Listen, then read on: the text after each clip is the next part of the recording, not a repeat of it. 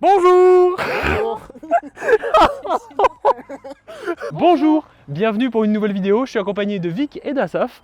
Bonjour. Non mais frère. Bonjour à tous, bienvenue pour une nouvelle vidéo, je suis accompagné de Vic et d'Asaf. Aujourd'hui on va faire la vidéo débrief de la pub Twingo qui est sortie récemment sur la chaîne. C'est parti.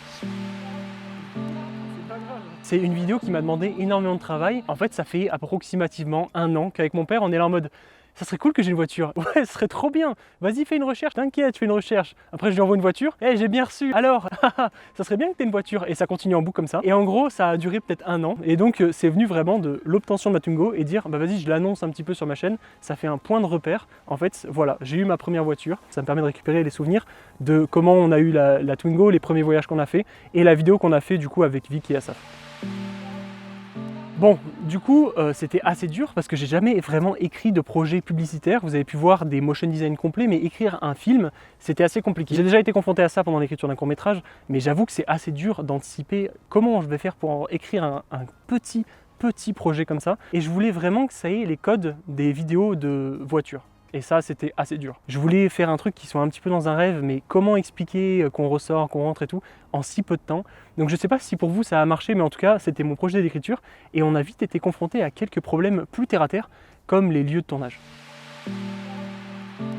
Du coup, moi, ma vraie utilité, ça va surtout être dans la pré-production. Donc la pré-production, c'est tout le travail qui se situe avant le tournage de la vidéo, avant le grand jour J, qui sera hyper stressant. L'essentiel, ça va être de trouver les bons lieux. Ça va être essentiel et une variable clé pour plusieurs raisons. D'abord, tout simplement pour le rendu final de la vidéo. On veut des beaux lieux, on veut des lieux qui soient attractifs à l'œil, où il y ait des beaux paysages, voilà. On veut que tout soit très beau. Et également pour une raison pratique, on veut que ce soit des lieux où on puisse faire demi-tour très facilement.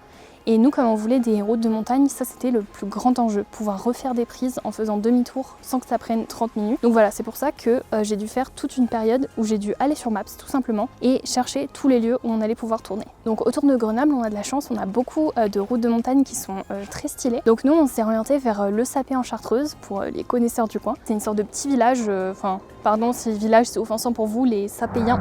Aïe. Pour y aller, on croise voilà, plein de villages avec plein de routes.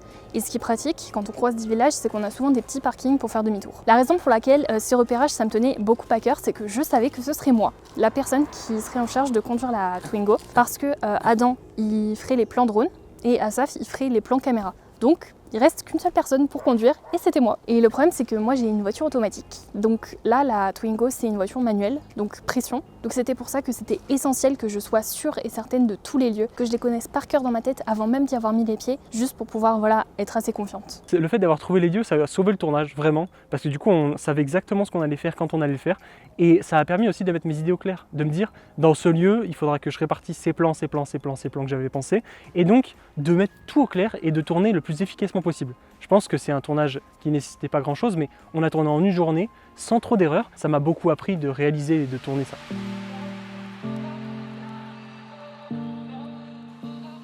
Salut tout le monde, j'ai bossé pour le cadrage. Donc c'était un peu spécial parce que, comme vous avez pu le remarquer si vous regardez souvent sa chaîne, Adam a quand même des idées très précises de ce qu'il veut. On a quand même eu une discussion et des échanges pour essayer de concilier ses attentes en matière de vidéo et ce qu'il recherchait. Et ce que moi, créativement, je voulais essayer d'ajouter. Notamment, moi j'avais un peu des références type turbo, automoto, ce genre de choses. Du coup, j'ai essayé de les mettre un peu là-dedans, dans la façon dont je filmais, dans la façon dont je cadrais. Il y a eu beaucoup de plans dangereux. On a eu des plans quand même qui ont été assez compliqués à tourner, dont certains le coffre ouvert, mais c'était plus physique que dangereux en vérité. On a quand même réussi à s'arranger pour avoir des plans qui rentrent bien en gérant le cadrage, notamment les plans dans les virages où on voit la roue, ce genre de choses, où j'ai dû sortir avec la voiture qui roulait, où j'étais juste...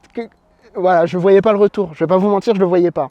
Mais au final, ça a rendu super bien, donc je suis super content d'avoir réussi à tenir tout le long. Alors, ok, Asaf, je l'ai peut-être un peu mis en danger, léger, trop fois rien. En plus, j'ai pas gardé la majorité des plans dangereux qu'il a fait. Donc, en fait, j'ai juste gardé quelques petits plans par-ci par-là qui étaient les mieux. Mais j'avoue que, bon, dans le coffre de la voiture, le mec est secoué dans tous les sens, les plans n'étaient pas tous gardables. Les principaux enjeux, c'était de gérer l'équipe en même temps que je découvrais le drone. Et c'est vrai que j'ai beaucoup appris sur le drone et surtout à timer les plans. Il y en a beaucoup qui sont à la limite de ne pas être timés parce qu'il fallait justement gérer l'envoi de la voiture avec le mouvement du drone, pour pas que le drone soit totalement à l'arrêt. Et donc tout ça, il fallait penser pendant le tournage, en même temps de gérer les équipes, et j'avoue que c'est quelque chose qui m'a beaucoup appris à être un petit peu multifonction. En vrai, j'ai pas tourné tous les plans drone, parce qu'il y en a certains où je cours, donc je suis fort en drone, hein, vraiment, je veux dire, je suis excellent, mais quand je cours dans le plan, généralement, c'est pas moi qui pilote le drone. Donc tous les plans où vous me voyez courir, c'est vraiment Vic qui a filmé, et les plans sont vraiment fluides, et c'est plutôt bien géré, donc vraiment très très kiffant à voir et à faire.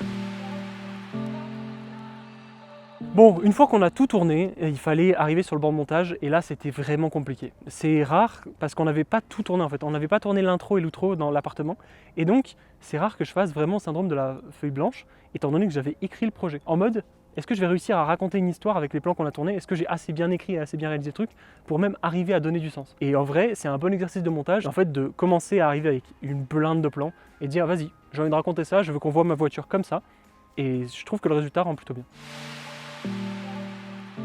Plus tard, j'ai reçu l'animation du coup d'Asaph. Alors à la base, il m'avait commandité cette animation pour fin juin, donc début juin, je me suis dit bah oui, un mois ça se fait. Ça n'a pas duré un mois, ça a été un petit peu plus long.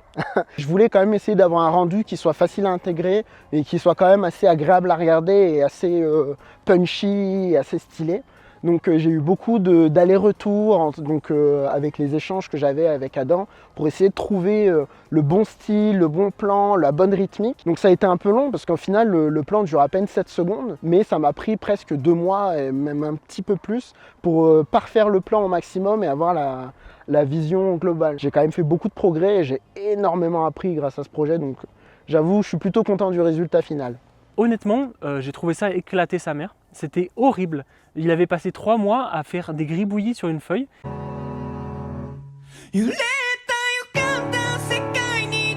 En gros, j'ai reçu l'anime d'Asaph pendant la moitié du montage, et c'est un des trucs qui m'a le plus boosté à continuer parce que ça m'a permis de faire la fin, faire vraiment l'explosion de qualité à la fin, tu vois. Je voulais que ça termine sur un truc qui choque, et l'animation de la clé, comment je l'ai reçue, avec l'impact et tout, ça pouvait vraiment faire la fin parfaite. Et ça m'a permis justement de mêler du motion design avec certains effets de texte, et en vrai j'aime beaucoup trop le rendu. Donc Adam il m'a montré des petits bouts de sa vidéo petit à petit tout au long du montage. Donc j'ai vu un petit peu la vidéo se construire, et honnêtement à chaque fois qu'il me montrait une avancée, vraiment j'étais époustouflée. Je me suis demandé si c'était vraiment nous qui avons fait ça. Parce que je trouve que ça rend vraiment un rendu hyper professionnel, que c'est très dynamique. Donc voilà, moi, ma conclusion, j'ai pas spécialement d'avis critique à avoir. Je suis totalement fan du rendu et je suis trop fière de nous. J'ai pas aimé.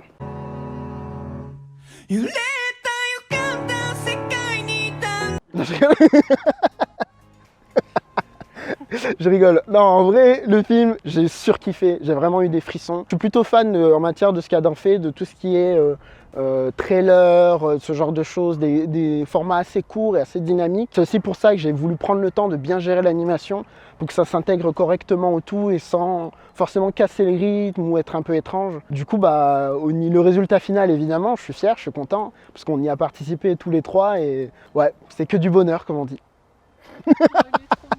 Maintenant, il est temps de vous quitter. Je vous dis à la prochaine pour une prochaine vidéo. Oh la cata, frère.